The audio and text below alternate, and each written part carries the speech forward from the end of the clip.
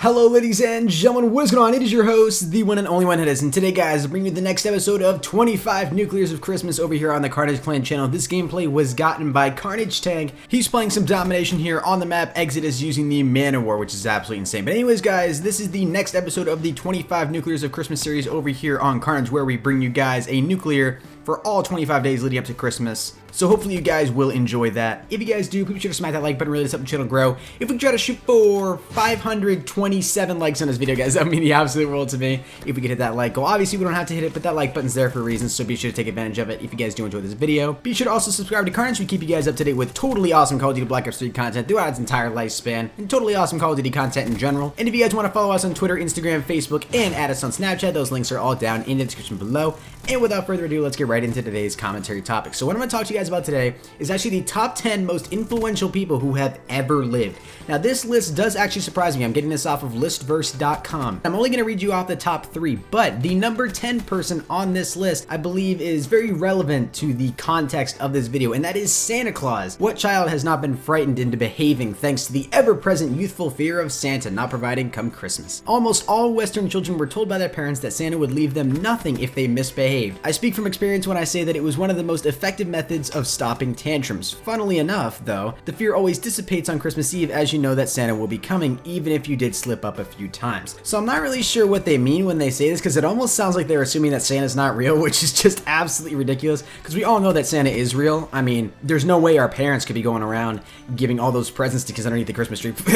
that would be just ridiculous. Santa Claus is real 100%. If you don't believe, you won't receive. Believe in Santa and you'll have a Merry Christmas. But anyways, moving on to the actual list. Coming in at number 3, we actually have the little engine that could. The moral of this children's tale is that self-belief, optimism, and hard work result in achievement. So most of you guys have probably read this book. I remember reading it at a very, very young age, although I don't really remember the exact context of the book, but I do remember reading it. Obviously that first sentence really basically describes the moral of the story, what you got to take away from it, and obviously very, very good messages to be sending the kids, you know, as they move on into their life. You know, what kid is not going to want to have a little bit of optimism, a little bit of hard work and motivation in them, and a little bit of self-confidence, a little bit of self-belief, which are all very, very important qualities. So if you guys have not read that book, then maybe it's a good time around the Christmas holidays, kind of sit down, snuggle up with a book by the fire while you're waiting for Santa to come by and read a little engine that could. Who knows, maybe you'll learn a thing or two. Coming in at number 2, we have Big Brother. A relatively modern addition to this list, Big Brother has been an influence in so many social protests that he has to be included in this list. His name comes up every time a government passes a restrictive law or a law which seems to remove aspects of our eternal freedoms. Everyone recognizes his face, everyone knows what he stands for, and everyone is terrified of the potential for our own lives to be governed by our own version of the fictional character. So basically, people will bring this guy up if, like they said, the government does something to try to take away our own personal freedoms and our own personal liberties, like, you know, your freedom of speech or your freedom of expression, your freedom of association, stuff like that. Or maybe more specifically, our basic inherent human rights, our rights to life, liberty, and the pursuit of happiness, which, as we all know, are right in the Declaration of Independence. So just something very, very important to keep in mind, guys. The Big Brother is up there, a very, very influential character to watch out for. And coming in at number 1, this one actually does surprise me. I did not see this one coming. Romeo and Juliet takes the number 1 spot. What? That personally for me does not make any sense, that these two people are the most influential people who have ever lived, but this article has something to say about that. Not only can Romeo and Juliet be blamed for much of our ideas of the quote perfect relationship, I think it can also be blamed for a high percentage of divorces.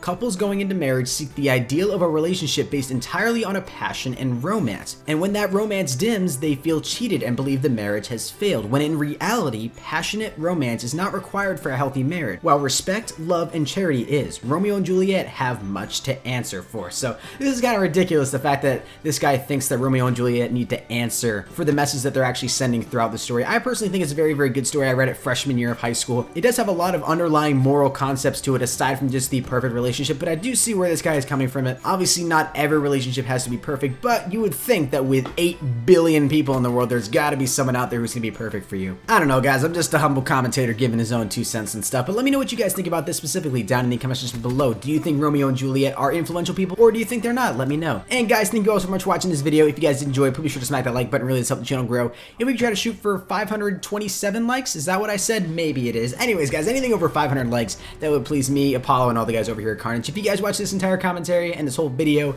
be sure to comment down below, #Romeo and Juliet. That'll let me know that you guys watched this entire video. And anyways, guys, thank you all so much for watching, and I will see you guys in the next one. Until next time, everybody, keep gaming, and as always, stay cool. Adios.